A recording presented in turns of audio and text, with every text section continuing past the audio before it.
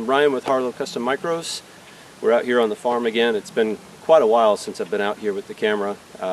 It was a super busy fall. Winter was kind of complicated. And we are kind of headed into spring, but as we do that, trying to get some winter projects finished up. I'm standing in front of a Farmer's Friend tunnel, and they've been, since I did my last purchase, they've been sending follow-up emails. Did you like our stuff? Tell us what you think. And rather than just fill out the little online survey that you have to pick the boxes, I thought I'd just go over it. This is kind of a great opportunity in the respect that this particular tunnel is one of their older models. And right next door to it, just off camera, we have one of the newer models that was really beefed up, and I thought it might be a good opportunity to go over some of the changes and the differences and what they did better or what they did different. So, okay, one of the first and more notable differences in the older model to the newer model, and I'll hop over and show you the difference, the way they stack that in, is the wind bracing in the center going across the Gothic bows. And I should back up and comment on that. All but one of our tunnels are Gothic, and we chose that mainly for the trellising option. It just gives you a little more space, and it actually came in handy this winter when we had a surprise 18 inches of snow, and all of the tunnels shed 18 inches of snow with no problem. So back to the wind bracing. On the older models, they only provided cross bracing for every other bow all the way down. For the newer model, all of the bows come with cross bracing for the wind bracing that goes across the center. While we're here in the middle and kind of looking at it, the center purlin didn't change. It's the same fence rail. They did, for the end cap parts, they did provide an extra screw hole that wasn't there before, I think. But also the trellising that we have installed on this tunnel is the original trellising package that they offered 4 years ago. It comes with these little metal tabs, a 5/16 steel cable that's looped on both ends, and then the attachment hardware. And the concept is you put the little metal tabs up on the bows, and you run the cable through it, and then use the cable locks on the other side to tighten it and secure it. Does it work? Absolutely. Do I think it's worth what they charge? No. I think there's a better way to do it, or at least it should be a better pricing option. Like if they're flimsy metal tabs and a 5/16 cable, spool, you can get the spool off of Amazon for around, I think it's like $90 to $100, and it'll give you enough to do 3 runs. And the clamps come from Lowe's, they're like $3 a piece. So in reality, I think you could probably get a bag of eye hooks from Lowe's and basically build your own for maybe a quarter the cost. It's convenient in the respect that all of the pieces are there, you just have to put it together. But past that, I don't really think it's worth the value. For the rest of the tunnel, let's kind of get into some of the things that they did differently. Okay, here we're going to start at the bottom edge. These are the rope ties that you use to run your Caterpillar tonner rope that runs back and forth over the tunnel. And they provided these anchor plates that go underneath the leg of the bow that these hook onto. Great concept, great invention. The originals, which is what you're looking at here, are too narrow. And the way they're built, they end up rocking back and forth with the wind, and they literally end up working their way deeper into the soil. So at a point where you might possibly need to pull the rope out or something like that, you end up having to dig these out. And this particular one has only been here about a week, and you can already see where it's starting to work its way down into the dirt. It's got like a cam lock action where it works its way down the rebar. So what you're looking at here is the 16-inch lift kit. This is our true line.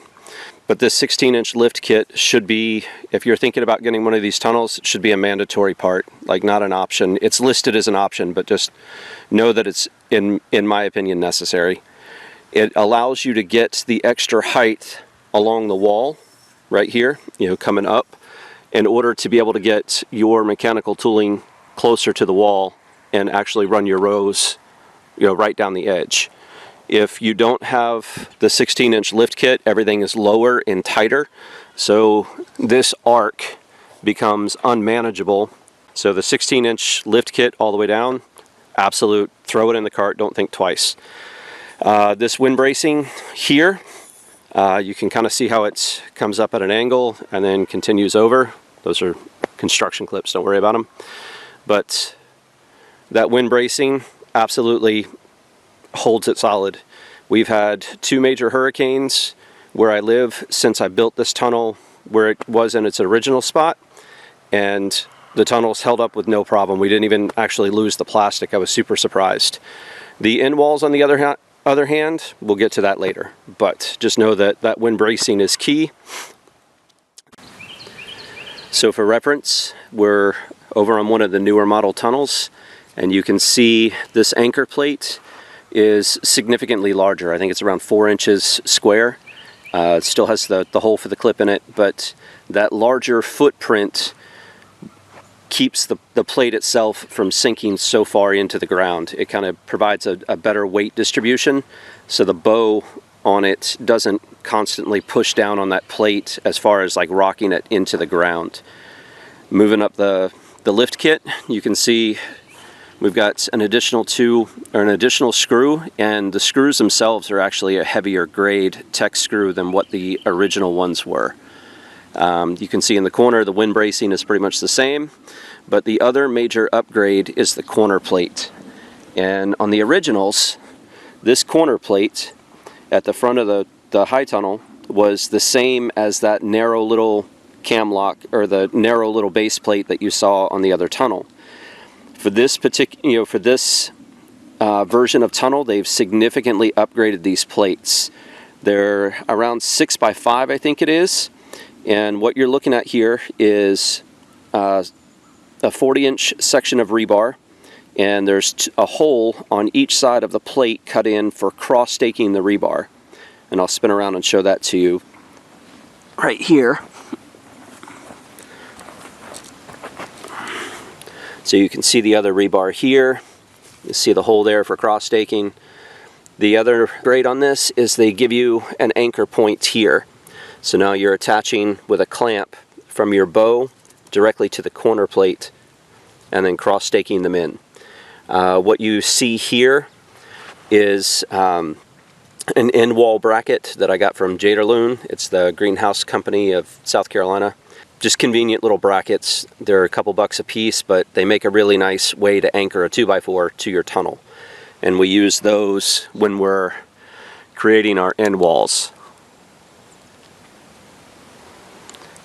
But that's a contrasting look at the anchor plate for the corner and the standard one underneath the bows. And then as we were discussing the cross wind bracing, you can see here that we've got cross wind bracing all the way down. I'm missing one right there because the count was off, and Farmer's Friend is actually sending it to me free of charge, so everything's good there, no worries. So those are some of the major differences between the older model and the newer model. Some other important changes that they've made is when we bought the older tunnel, and we bought it as a 50-foot tunnel, and when I bought it, it was the industry standard was 50-foot beds, 30 inches wide.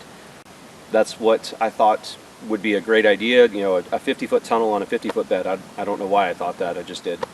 I probably didn't give any thought to it. The concept for a door that I had was, at the time, scissor doors were really being pushed by the YouTubers, and even Johnny's put out some literature on how to build scissor doors and things like that. So that's what we built. What I learned is that scissor doors are an absolutely terrible idea. Don't ever build them. If you have an idea to use them, don't. What they end up being is giant wind sails, and they are unsupported. So the idea is that you have 2 fence rails that hang down off your center purling, and they swing out, and you just attach them to the sides with like a clamp or something like that. and then when you want to close them up, you swing them down and you run a single bolt through the fence rail, both pieces, into a stop that's anchored in the ground. And in theory, that works great until life takes over. What ends up happening is you have this giant panel of plastic here that's completely unsupported, and that plastic becomes a sail, and it will constantly push in, and it doesn't matter how many wraps of plastic you have around your center purling pole that's hanging down, it will either tear it out or unravel it and just slowly work it around. We had plastic clamps holding the plastic on, and then we put screws into the clamps to hold them steady, to hold the plastic to the purling. The clamps actually shattered. Over time, they got weather brittle, they shattered, the plastic unwound, it became a mess. The other problem is that when you scissor the door over, you're left with a bit of plastic here, which means that when you're trying to work equipment, because your bed row comes right to the end of the plastic, when you're trying to work your equipment, you end up with a cluster right there in the corner of not being able to work very efficiently. Some of the other problems is that when you want to have the tunnel closed up, like in the winter, if you're doing a spinach harvest or a kale harvest or something like that, there's nowhere to put your bins or your tooling or anything else, because your doors come right to the end of your bow. So is it maximum efficiency for space? Yes. Is it maximum efficiency for actually workflow? Not at all. So after looking at the different options available online for different types of doors and kits that you could buy to build your own, we actually just built these. And I know that I saw it on somebody else's tunnel. I don't remember who. I would give them credit if I could remember who it was, but it's been quite a while now. But we decided to put in 2x4 end walls, and where I stand now is a 60-inch opening, which allows us to get our BCS tractor in and out. It allows us to get our carts in and out. And when you cover the tunnel, and I can turn the camera around and show you one in here in just a second, but when you cover the tunnel with plastic, we put channel lock on the frame of the door, and we ended up using double channel in here so that we could get 2 layers of poly in. And we will anchor the greenhouse covering plastic, and then use a separate layer of wire and plastic to create a door that we just unclip. One side always stays fully clamped with a full-length spring lock, and then the other side we have little short snippets of extra wire that we just use to anchor the bottom. If we have a storm coming or something like that, we will fully anchor both sides. We left a little apron on the bottom. We haven't really found a need to put a sandbag or anything on that, but if you wanted to, you could. An example of how we set our doors up, and this is just for quick access in the season or out of season. During the summers, we'll roll that plastic door up and just clip it up out of the way, and that allows for airflow overnight. And just a quick view inside the same tunnel. It's our spinach house. We overwintered all this spinach in here. It's survived sub 20 degree temperatures and multiple snow days and 5-foot snow drifts on the side of the tunnel. All no problem. We're using the clips to hold the plastic open. The tunnel needs to breathe for a little bit. Building the structure this way, where you have your center bar, and you can see we have some channel lock for attaching right there. That's just kind of an extra pinch point to help take up the stress of the plastic when the wind blows on it. The last step that we need to do on this one is we actually pin the whole assembly to the ground with a piece of rebar. So we'll just drill a hole through the 2x4, bang in a rebar stop, and that transfers that wind force into the stop, into the ground, and provides a solid wall here. You can see this one moves right now. We just need to pin it, and that's on the list for today, is to get that pinned. Overall, this is a lot easier wall to deal with. It gives us a 5-foot space inside. Like I said, we can put the tractor in here, we can put our tooling in here. We don't typically use it for storage unless it's like last minute, like it's starting to rain, get the tools inside. But more importantly, when we're working in the tunnel, it gives us room to turn around. It gives us room to put our bins where we're not crushing our actual grow space. To me, it's a more efficient tunnel to have it that way. With all of that said, Farmer's Friend, as of this past year, 2025, I think January of 2025, when they released this new updated model, they started releasing different increment sizes. And I don't know if someone else in the market said something, or there was a general consensus in the market. I don't know how they got to the idea, but I do remember when I ordered one of my other tunnels in early 24, I asked for extra pieces, and they were like, well, what are you trying to do? So I explained to the sales rep what we were doing. I built a 50-foot tunnel. It's not efficient. It doesn't work. I need an extra 5 feet on either end for a variety of reasons, so I want a 60-foot tunnel. I'm guessing that there was enough voice in the market space to where that was heard. People saying the same thing or similar thoughts, but they went back and redid their packages, and now you can get a 50-footer, a 60-footer, I think 80. I'm not sure about the 80, I'd have to double check, but definitely 100. And that gives you, those packages give you everything that you need for those. If you run into any issues where you don't get the right number of parts or whatever, it's only happened this once, they are Johnny on the spot about getting you those parts reissued. No questions about it. It was awesome. Their customer service is top notch. They are expedient and very polite. Answer all your questions, and you can have a dialogue with them. It's not, their company isn't so big that they lose their customer. And to me, that's a big thing. That's huge. But overall, those are some of the differences between the older model tunnel. I know they increased the gauge of some of the bows. They added extra screws and made them a heavier weight screw. They improved the anchor plates for the corners, and they improved the anchor plates for under each of the bows, and then offered different sizing packages. All of those were major upgrades that I think the rest of the industry is falling behind on, but props to Farmer's Friend for doing that. If you have any questions about their high tunnels, we have one Quonset hut tunnel that's 60 foot long, 16 foot wide, and then we have 8 of these Gothic high tunnels that are all 60 feet long. We're kind of becoming a pro at putting them up. If you have any questions on any of that, feel free to reach out, drop me a comment below. I don't know if anybody would have a question on it or not, but inside our tunnels, we can fit 4 30-inch beds with 18-inch walkways in between them. We start building the plot before we build the tunnel. So the first thing we do is plow the plot, and then we form and shape the beds, and we get the compost added. All the amendments are in there. So basically the beds are ready to go, and then we build the tunnel over the top of it. And that's just for the sake of ease. That allows us to get all of the heavier equipment, like move the BCS around, use it to build, to till in the amendments, and then use it to build the bed rows. It allows us to move compost in easily. So we get all of that done, and then we build the tunnel over the top. Everything is squared off to the plot itself. So we take our cross measurements, establish our corners, run true lines down the edge, and then start driving rebar.